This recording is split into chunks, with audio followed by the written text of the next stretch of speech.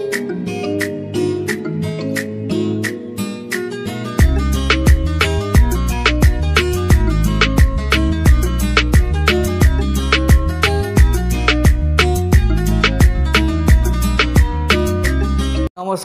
Welcome to astro console. आजकेर विषय बृश्चिक राशिर अष्टमपति और एकादशपति बुध बक्री होच्छेन 5ই আগস্ট 2024 साल।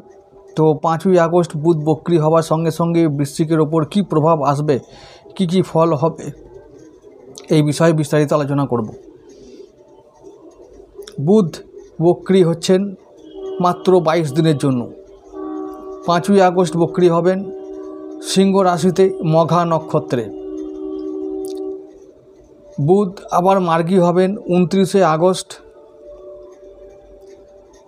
তো 29শে আগস্ট মার্গী হবেন। মাঝে মাত্র 24টা দিন একটা বা 23 দিনের একটা ব্যাপার, 22-23 দিনের খেলা মাঝে চলবে। তার মাঝে এই যে 22 দিনের মধ্যে আবার 22শে আগস্ট বুধ আবার বক্রি হয়ে যাবেন কর্কট রাশিতে অশ্লেষা নক্ষত্রে। তাহলে তোমাদের ভাগ্যভাবে যাবে। বুধ যে দুটো ভাবকে নিয়ন্ত্রণ করবে সেটা হলো কর্ম ও ভাগ্য ভাব। এটা 1 নম্বর ব্যাপার। 2 নম্বর ব্যাপার যেটা সবথেকে গুরুত্বপূর্ণ সেটা হলো যে বুধ অষ্টম ও একাদশপতি হয়ে নবম ও দশম অর্থাৎ ভাগ্য ও কর্মকে প্রভাবিত করবে, মানে অনেকাংশে। যদি ইংলিশে বলি তাহলে বলবো টু এ গ্রেট এক্সটেন্ট। এটা একেবারে অনেকটা পর্যন্ত সুদূর প্রসারী ফলাফল দেবে বুধ। কেন? প্রথমত 22 দিন বক্রি থাকবেন। বক্রি শনির দৃষ্টি পাবেন, সপ্তম দৃষ্টি পাবেন। এটা যে পয়েন্টগুলো, মানে যে গুরুত্বগুলো বাড়াবে, যে পয়েন্টগুলো আমি শুধু সেই পয়েন্টগুলো আগে বলে নিই, তারপরে ফলাফল বলবো। বক্রি শনির বক্রি বুধের দৃষ্টি বিনিময় হবে, সপ্তম দৃষ্টি। এটা 1 নম্বর। 2 নম্বর হবে যে বুধ মঘায় থাকবেন কেতুর নক্ষত্রে এবং শনিদেব থাকবেন গুরুদেবের নক্ষত্রে। তাহলে এই যে বৃহস্পতি ও কেতুর মধ্যে যে নক্ষত্র বিনিময়, অ্যাকচুয়ালি নক্ষত্র বিনিময় দুটো গ্রহের মধ্যে হচ্ছে না, কিন্তু তবুও যেন একটা সংযোগ হচ্ছে বৃহস্পতি ও কেতুর মধ্যে। এটাও একটা গুরুত্বপূর্ণ বিষয়। 3 নম্বর, বুধের সঙ্গে চন্দ্র, রবি ও শুক্র এই 3টে গ্রহ বিভিন্ন সময়ে সহাবস্থান করবেন। 4 নম্বর, এই দুটো দিনে মানে আজ থেকে 4th আগস্ট, 5th, 6th এবং 7th এই 4টে দিন চন্দ্র ও রবির মধ্যে একটা ক্ষেত্র বিনিময় যোগ তৈরি হচ্ছে। অর্থাৎ ভাগ্য ও কর্মের সঙ্গে, মানে ভাগ্যপতি ও কর্মপতির সঙ্গে একটা ক্ষেত্র বিনিময় রাজযোগ তৈরি হচ্ছে। ভাগ্যে পরিবর্তন কিছুটা হলেও আসবে শুধু ওই ক্ষেত্র বিনিময়ের জন্য। তারপর বুধের বক্রি হবার জন্য এবং বুধের একাধারে নবমে এবং দশমে থাকার জন্য, এবং এই যে নবম ও দশম এই বক্রি থাকাকালীন ঘর পরিবর্তন করার জন্য অনেক অনেক অনেক দিক থেকে বুধ তোমাদের ভাগ্য ও জীবনকে প্রভাবিত করবে। সহাবস্থান ফল, বক্রি হওয়া, দুটো ভাবকে প্রভাবিত করা, দুটো ভাবে আবার বক্রি হওয়া, রবি ও চন্দ্রের ক্ষেত্র বিনিময় করা, শনির দৃষ্টি পাওয়া, বুধ ও শুক্রের লক্ষ্মী যোগ তৈরি করা নিছকই খুব সাধারণ ঘটনা নয়। অনেকে বলতে পারে, অনেকে বলছে দাদা পরিবর্তন আসছে কোথায়, আসছে কই, পরিবর্তন আসছে না, তোমরা খালি বলে যাচ্ছ। আমার মতন অনেক আরও পণ্ডিত দিগ্গজ জ্যোতিষীরা বলে যাচ্ছে তোমাদের ভাগ্য পরিবর্তন হবে। তোমরা নাকি কেউ কেউ অনেক মহান পণ্ডিতরা মানে জ্যোতিষীরা বলছেন যে বৃশ্চিক রাশির লোকেরা নাকি এবার সোনা মানে পাবে মাটি থেকে। ছাই ধরলে সোনা পাবে এইসব বলছেন, এবং সেখানে সেই ভিডিওগুলোতে লক্ষ লক্ষ ভিউ হচ্ছে। কিন্তু আমি একটু প্র্যাকটিক্যাল কথা বলার চেষ্টা করছি বলে এখানে কোনো ভিউ হয় না। তো দরকার নেই, নো প্রবলেম, আমার কমই থাকা ভালো। দর্শক কম হোক এবং তারা শিক্ষিত হোক, পণ্ডিত হোক, জ্যোতিষ সম্বন্ধে তাদের আগ্রহ থাকুক এবং সঠিক জ্ঞান লাভ করুক তারা। আমি এই কথাগুলো কথা প্রসঙ্গে বলা দরকার ছিল না, কিন্তু না বললেও নয়। কোনো দেখছি পণ্ডিত মহারাজ এসে এই কমেন্ট বক্সে এসে উল্টোপাল্টা কমেন্ট করে চলে যাচ্ছে, জ্ঞান দিয়ে চলে যাচ্ছে। হচ্ছে না। জ্যোতিষী কী করবে? জ্যোতিষীরা শুধু গোচর ফল বলে, এটা তো বারবার বলে আসছি। তুমি জন্মছকে অনেক দোষ করে এসেছো, সেগুলোকে প্রায়শ্চিত্ত কে করবে? ভিডিও দেখলে হয়ে যাবে? আমাদের কাজ হলো গোচর ফলগুলোকে বলা, তার বাইরে আর আমাদের করার কিচ্ছু ক্ষমতা নেই, কারোরই কিছু করার ক্ষমতা নেই। বারবার বলছি, শুনছো না, বুঝছো না, আর উল্টো পাল্টা কমেন্ট করে চলে যাচ্ছ। কয়েকদিন আগে আমি একটা ভিডিও করেছিলাম মৃত্যু বিচার নিয়ে, অনেকেই দেখেছে, ভালো লেগেছে, কেউ বুঝেছে, কেউ বোঝেনি, তবু দেখছেন এখনও। তার মধ্যে কতগুলো পণ্ডিত আমার এসে এমনভাবে কমেন্ট করছে যেন আমি জানি না কিছু, ওরা সব জানে। কিন্তু ভিডিওতে ওই কমেন্ট করার কোনো যুক্তি নেই। আমি সব কিছু বলে দিয়েছি যে মৃত্যু বিচার ভগবান ছাড়া কেউ করতে পারে না। আমরা শুধুমাত্র অ্যাস্ট্রোলজিক্যাল কিছু অ্যাঙ্গেল থেকে বা সূত্র মিলিয়ে আমরা চেষ্টা করতে পারি মাত্র, যে আমরা এই রকমভাবে আমরা অনুমান করতে পারি, কিছুটা কাছাকাছি যেতে পারি, সবটাই আমি ভিডিওতে স্বীকার করেছি। তা সত্ত্বেও ওই পণ্ডিতরা মাঝে মাঝে উল্টো পাল্টা কমেন্ট করে চলে যায়, খুব খারাপ লাগে। যাই হোক, আমি এবার প্রসঙ্গে ফিরে আসি আলোচনায়, যেটা হলো যে বুধের বক্রি হওয়াটা নিছকই মামুলি ঘটনা নয়, পরিবর্তন তো আনবেই। আমি অনেকগুলো পয়েন্টের কথা আগে বললাম। এবার যেটা বলবো যে বুধ মাত্র শুধু বক্রি হওয়াতেই ক্ষান্ত হবেন না, তিনি এই যে এতগুলো গ্রহের সঙ্গে সহাবস্থান করবেন, যোগ তৈরি করবেন, সেখানে সেই জায়গাগুলোতেও কিন্তু ফল হবে। এরপর আমি বলবো যে বক্রি বুধ দৃষ্টি দেবে তোমাদের চতুর্থভাবে বক্রি গ্রহের দৃষ্টি। বক্রি গ্রহ কি আমি আগে বলেছি। গ্রহ যখন বক্রি হয় তখন কি হয়? তখন পৃথিবীর অ্যাঙ্গেল থেকে দেখলে, আমরা যদি বুধকে এখন দেখি তাহলে দেখতে পাবো বুধটা পৃথিবী থেকে দেখলে মনে হবে একটু হেলে আছে। তো দেখে মনে হয় যেন যে পৃথিবীর সাপেক্ষে বুধ এখন একটু কম ঘুরছে, বুধের গতিবেগ যেন কমে গেছে। এছাড়া আর কোনো ব্যাপার কিছুই নেই। তো যাই হোক, এটা গেল অ্যাস্ট্রোনমিক্যাল মানে জ্যোতির্বিদ্যা ব্যাপার। কিন্তু জ্যোতিষের ব্যাপারটা এরকমই হওয়া উচিত যে আমরা যে গোচর ফল আমাদের আসছে সেই অ্যাঙ্গেলগুলো থেকে আমরা বিচার করব যে বুধ আমাদের সম্ভাব্য কী ফল দিতে পারে।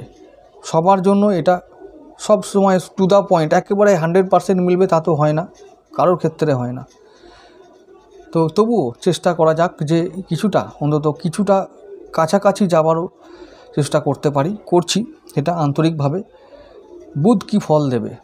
বক্রি গ্রহ আমাদের সবসময় জন্মছকে বা গোচরে যখন বক্রি হন তখন শুধু এইটুকুই আমাদের বার্তা দেন বা বোঝাতে চান যে আমাদের ওই গ্রহ সংক্রান্ত এবং ওই গ্রহের যে ভাব, সেই ভাবের যে কারকতা সংক্রান্ত বিষয় আছে, সেই বিষয়গুলো সম্বন্ধে আমাদের একটু সতর্ক থাকতে হবে।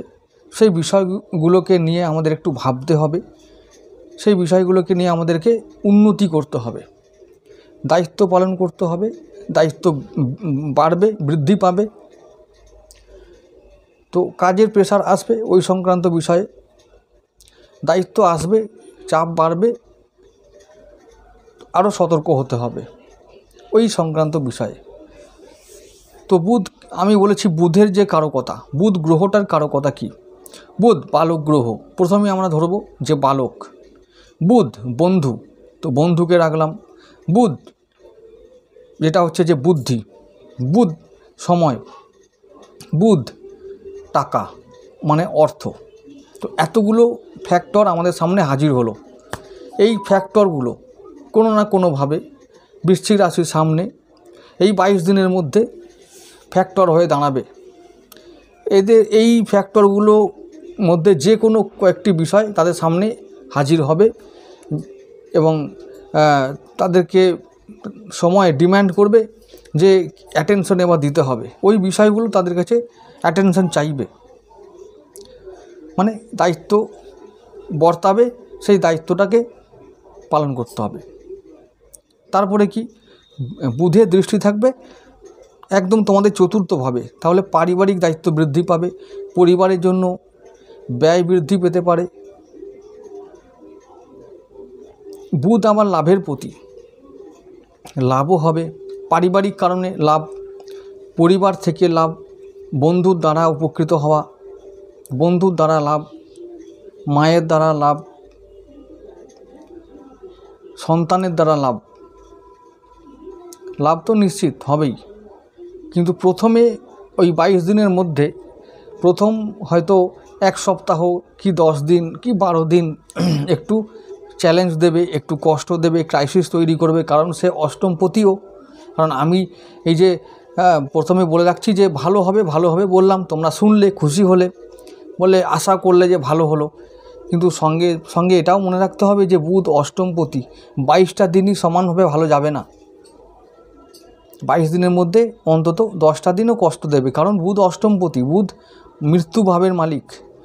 বুধ এই কটা দিনে মৃত্যুতুল্য যন্ত্রণাও দেবে। ওই যন্ত্রণাকে ওভারকাম করলে আমরা আবার লাভ করতে পারবো, সেটা বুধ সংক্রান্ত বিষয়ে আমরা লাভ করতে পারবো। সেটা টাকা হতে পারে, ওই যে বললাম, অর্থ হতে পারে, সময় হতে পারে, বুদ্ধি হতে পারে। আমার কাছে এমন কিছু বুদ্ধি চলে এলো, আমি ব্যবসা নতুন করে শুরু করলাম, ব্যবসায় এবার আমি চ্যাম্পিয়ন হতে শুরু করলাম, ব্যবসায় লাভ করতে শুরু করলাম। এরকম অনেক কিছু আইডিয়া নতুন তোমাদের কাছে এসে হাজির হবে, যে আইডিয়াগুলো ভাগ্য, কর্ম ও জীবন তিনটেকেই পরিবর্তন করতে সাহায্য করবে এবং সেই প্রভাবটা গিয়ে পরিবারের ওপরে পড়বে, মানসিকতার ওপরে পড়বে। তো এই শনি যেহেতু 4th হাউসের দৃষ্টি দিচ্ছে, মানে শনির দৃষ্টিটা বুধের ওপর, বুধের দৃষ্টি আবার 4th হাউসে, তাহলে বুধ ডিরেক্ট যেটাই করবে সেটা পরিবারের ওপরে প্রভাব পড়বে, পরিবারের ওপরে তার প্রভাব পড়বেই, পড়তে বাধ্য। তাহলে কি অষ্টম ভাবটা কি? অষ্টম ভাবটা এই যে মৃত্যু, দুর্ঘটনা, সঞ্চিত পাপ, অকাল মৃত্যু, উত্তরাধিকার সূত্রে পাওয়া কিছু পৈতৃক সম্পত্তি, অনেক দিনের পুরনো কোনো সম্পত্তি, তো এই রকম সম্পত্তিও আসতে পারে, কেউ কেউ পেতে পারো। আবার কারো কারো হতে পারে যে পৈতৃক সম্পত্তির জন্য কাউকে কাজ করতে হতে পারে, কোনো মানুষকে, যেমন পৈতৃক সম্পত্তি নিয়ে ঝামেলা লাগতে পারে, বা যে কাজগুলো জমি জমা সংক্রান্ত কাজগুলো পেন্ডিং আছে, বা বিশেষ করে অফিসিয়াল কাজগুলো পেন্ডিং আছে, সেগুলো নিয়ে করতে হবে, সেগুলো নিয়ে দৌড়াদৌড়ি করতে হবে। তো এই সমস্ত কাজের দায়িত্ব চলে আসতে পারে। যার যেমন জীবন, যার যেমন ভাগ্য, সেই সমস্ত কিছু নিয়ে বুধ হাজির হবে তোমাদের সামনে, সেই দায়িত্ব পালন করতে হবে। এটা একটি দায়িত্বের মধ্যে পড়ে, এটা একটি সম্ভাব্য ফল। 2 নম্বর যেটা হলো, বুধ অনেকের জীবনে অ্যাকাউন্টস ম্যানেজমেন্ট, বুধ কখনো আইন কানুন। তাহলে এই সময় অনেকের জীবনে বুধ পৌষ মাস ডেকে আনবে। কীরকম? আইন আদালত, বুধ আর শনির দৃষ্টি বিনিময়, কোর্ট কাছারির চক্কর বাড়বে এবং কারো কারো কোর্ট কাছারির দ্বারা মানে উপকার হবে, অর্থাৎ ওখান থেকে ওই জায়গায় যারা কর্মরত আছো তাদের ইনকাম বাড়বে, এই রকম। তাহলে যারা অ্যাকাউন্টেন্সিতে আছো, যারা ম্যানেজমেন্টে আছো, তাহলে তাদের ইনকাম বাড়বে। যারা লটারিতে আছো, যারা ফাটকা ইনকামে আছো, যারা ফিনান্সে আছো, ব্যাংকে আছো, যারা এজেন্ট, যে কোনো এজেন্ট, তাদের জন্য এটা ভালো সময় আসছে। দায়িত্ব বাড়বে, চাপ বাড়বে, সমস্ত ক্ষেত্রে, আর্থিক ক্ষেত্রে দায়িত্ব বাড়বে। মানে আর্থিক উন্নতি, মানে মানি ও ওয়েলথ। আমি আগের দিনও বলেছি মানি ও ওয়েলথ মানে দুটোকে ম্যানেজ করতে হবে, ওয়েলথ ম্যানেজমেন্ট বা মানি ম্যানেজমেন্ট করতেই হবে। বুধ যে সমস্ত জিনিসগুলো কারো কথা করে আমি বলেছি, তাহলে বুধের ওই ফ্যাক্টরগুলো কাজ করবে, ওইগুলো তোমাদের সামনে এসে হাজির হবে। কীরকমভাবে? যেমন সন্তান যদি হয়, যেমন বন্ধু যদি হয়, তাহলে বন্ধুর সঙ্গে যাদের গ্রহ বুধ গ্রহ যাদের জন্মছকে বক্রী আছে বা পীড়িত আছে, দুর্বল আছে, নিচস্ত আছে, তাদের জন্য বলছি এই সময় কারোর সঙ্গে তর্ক বিতর্ক, কুতর্ক, সমালোচনা এসব করা যাবে না। ব্যবহার ও কথাকে নিয়ন্ত্রণে রাখতে হবে। কারোর কথায় রাগ করলে চলবে না এবং কাউকে রেগে গিয়ে কিছু বললে চলবে না। বুধ বাণী কারক, অর্থাৎ কথা বলাটা বুধের ওপর ডিপেন্ড করে। তো এইটা মাথায় যেন থাকে যে কিছু বলার আগে ভাবতে হবে, উপস্থিত বুদ্ধিকে প্রয়োগ করতে হবে, কারণ বুধ উপস্থিত বুদ্ধির কারক। এই উপস্থিত বুদ্ধির দ্বারা আমরা বন্ধু লাভ করতে পারি, আবার শত্রুও লাভ করতে পারি। তাহলে আমাকে দুটো সুযোগই বুধ দেবে, আমি কোনটাকে বেছে নেব সেটা আমার ওপর ডিপেন্ড করবে।